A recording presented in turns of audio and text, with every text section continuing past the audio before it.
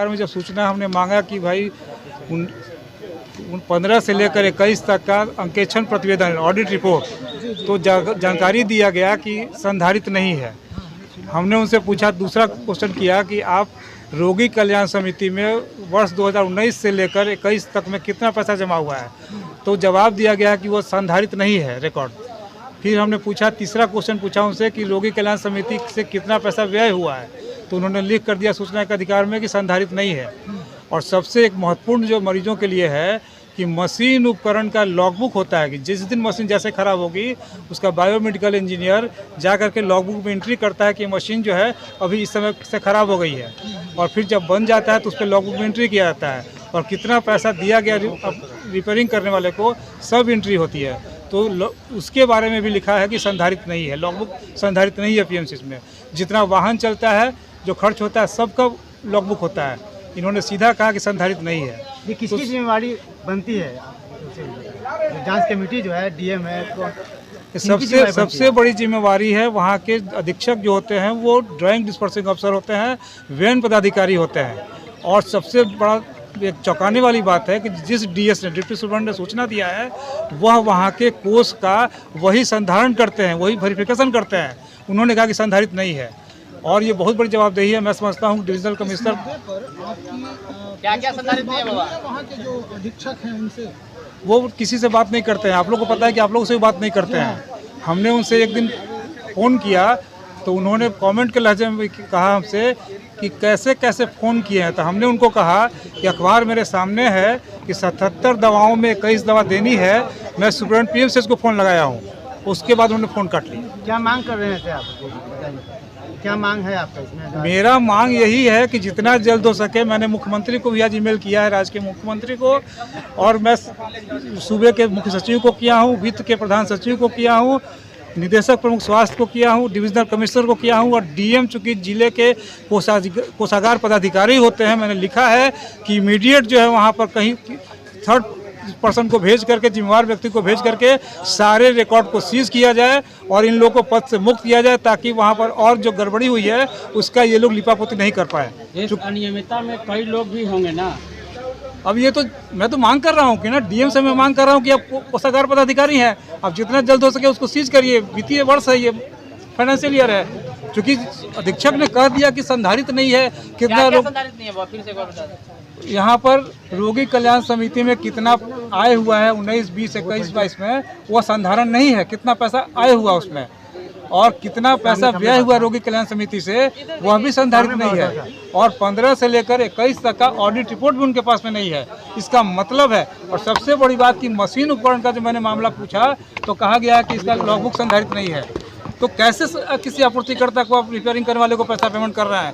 यह जांच का विषय है और सारे रिकॉर्ड को सीज करने की बात है। इमीडिएट सीज होना चाहिए। बिहार के इतने बड़े अस्पताल में इस तरह का जो है वो फर्स्ट टाइम अनफॉर्चुनेट ये विस्मयकारी बात आई है कि PMCH prince of Wales medical college का ये संधारण नहीं है वित्तीय मामला।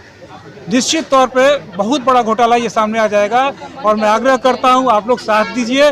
ये 72 घंटे में वहाँ का जो व्ययन पदाधिकारी है, इसके पहले भी मैं कर चुका हूँ पीएमसीएच में, वहाँ के ड्राइंग डिस्पर्सिंग अफसर थे, उसमें ओपी चौधरी वगैरह सब लोग चले गए हैं, विजिलेंस में ट्रायल चल रहा है। निश्चित तौर पे उससे बड़ा मामला है।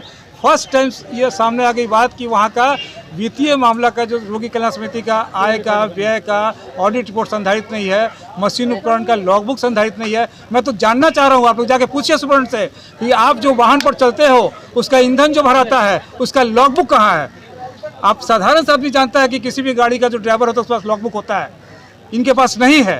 बात ही नहीं करते हैं तो अब तो बात होगी ना, अब तो ये बात सड़क पे आ गई। ये हाईकोर्ट लेके भी जाएंगे मामले को? स्वाभाविक है। वैसे मुझे पूरा उम्मीद है कि मैंने सूबे के मुखिया नीतीश जी जो कहते हैं जीरो टॉलरेंस का मामला भ्रष्टाचार के खिलाफ, हमने उनका ईमेल भी कर दिया है और स्पीड पोस्ट भी कर दिया है। और मैं तो यहाँ तक कह रहा हूँ कि जब खबरें छपेंगी अखबारों में तो निश्चित तौर पे विधानसभा चल रहा है, कोई ना कोई यहाँ का विधायक जो इस बात को उठाएगा सदन में, क्योंकि पीएमसीएच में इतना बड़ा घोटाला हो गया है और इसके लिए कैसे कोई चुप रह सकता है? कोई भी आम नागरिक चुप नहीं रहेगा। पहले भी कई बार मामले उजागर हुए, लेकिन स्वास्थ्य विभाग कोई एक्शन नहीं लिया कई मामलों पे। तो अब लेना पड़ेगा ना। ऐसी जानकारी मिल रही है कि एक वहाँ पदाधिकारी हैं जो इनके बहुत करीबी हैं, हम बहुत सारा कंप्लेन किए हैं, वो उनके ऊपर जाता ही नहीं, नीचे की ओर चला जाता है। लेकिन मैंने प्रत्यमृत साहब को लिखा है, मैं समय भी मांगा हूँ उनसे, जैसे समय मिलेगा उनसे मिलकर भी बात रखूँगा।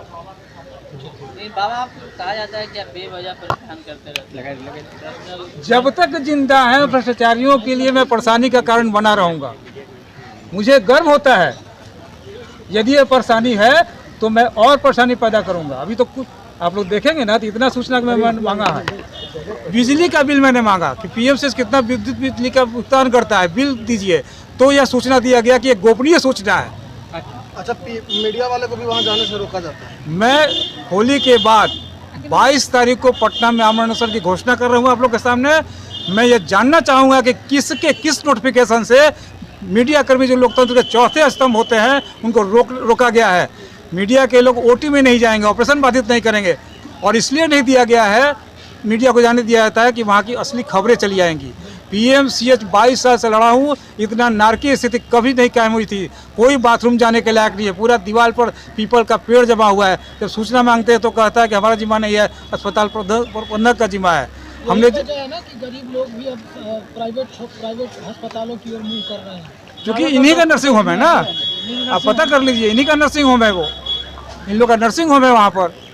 लेकिन दूसरी तरफ सरकार तो ये दावा की थी बजट के दौरान भी कि सबसे ज़्यादा जोर स्वास्थ्य व्यवस्था पे ही दिया जा रहा है। मैं दावे के साथ कह रहा हूं कि वर्तमान अधीक्षक के समय में आपूर्तिकर्ता जो उनका करीबी है, आपूर्तिकर्ता को अधिक भुगतान किया गया। फिर जब मैंने सूचना मांगा तो वह फिर आपूर्तिकर्ता से रोगी कल्याण समिति में पैसे की रिकवरी हुई है 6 टाइम, 3 बार इनके टाइम में, 2-3 बार हुआ है पूर्व के अधीक्षक के समय में।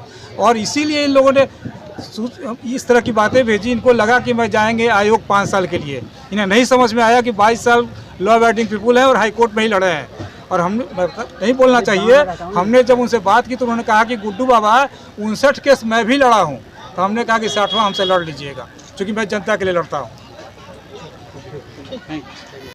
वीडियो को लाइक करें, शेयर करें, सब्सक्राइब करें और तमाम तरह की खबरों से जुड़ने के लिए बेल आइकन को ज़रूर दबाएं। धन्यवाद।